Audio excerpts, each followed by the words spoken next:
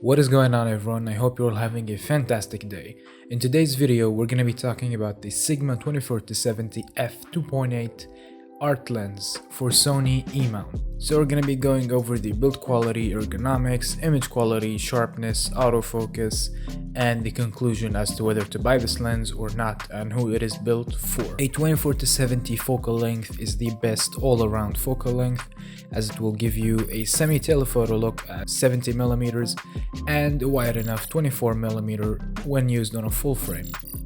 So starting off with the build quality, Sigma art lenses are generally built tough and good, and this lens is no exception. The Sigma 24-70 feels robust and it feels very premium. My only complaint in terms of build quality would be that the focus ring seems just a tad bit loose. Now it is a bit big and heavy, weighing in at 835 grams, but if you look at it this way, instead of having 3 prime lenses, you're gonna have the Sigma 24-70, which is one lens that can do it all. It has a huge filter thread of 82mm, and to me, this is a pro because you can just buy an 82mm filter and use step-down rings for your other lenses. It has an autofocus manual focus switch, a custom button that you can assign from your camera, and a lock switch for the zoom range. So jumping onto the autofocus is quick and accurate, it is very smooth, although a bit slower than the Sony G Master lens, which is to be expected. Camera brands with their native lenses are almost always faster than third-party lenses, but the difference is negligible, so don't let this affect your buying choice. The autofocus seemed snappy, it seemed smooth, very accurate. Pairing it with Sony's new autofocus system on the A7S III, I've never ever missed focus, I've never missed a shot.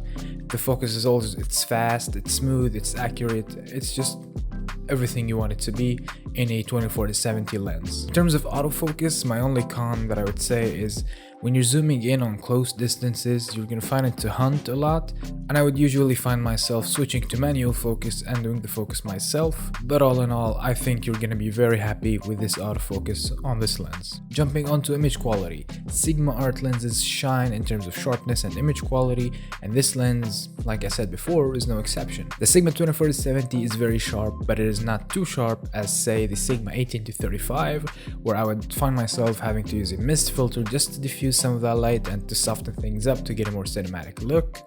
The Sigma 24-70 has just that great sharpness. It is not too sharp and digitalized as, say, smartphone cameras, but it's not too soft to the point where you just feel like everything's out of focus and blurry.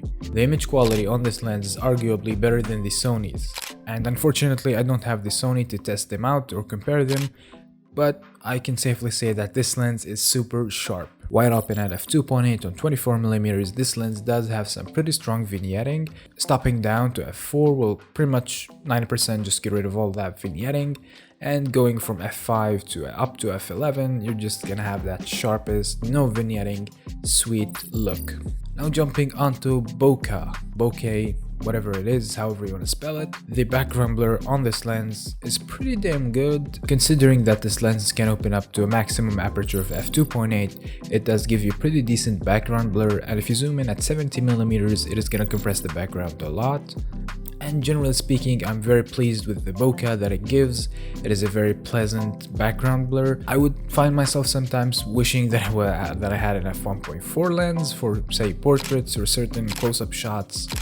But all in all, f2.8 is pretty good for background blur and it's decent in low light. So who is this lens for, and is it worth buying? I would recommend this lens if you've just switched to the Sony mirrorless system like I did, and I bought the Sigma 24-70 instead of having to buy 3 prime lenses at 24, 35 or 50 and an 85mm. You're gonna save a lot of money on this lens. It is pretty much half the price of the Sony G Master, and you're gonna save a lot of money if you were to buy 3 prime lenses, which are gonna cost you pretty much your kidney. The only downside to this lens, I would say, besides obviously the weight, it is very big and heavy, is that it only opens up to a maximum aperture of f2.8, which is expected of a zoom lens of this range.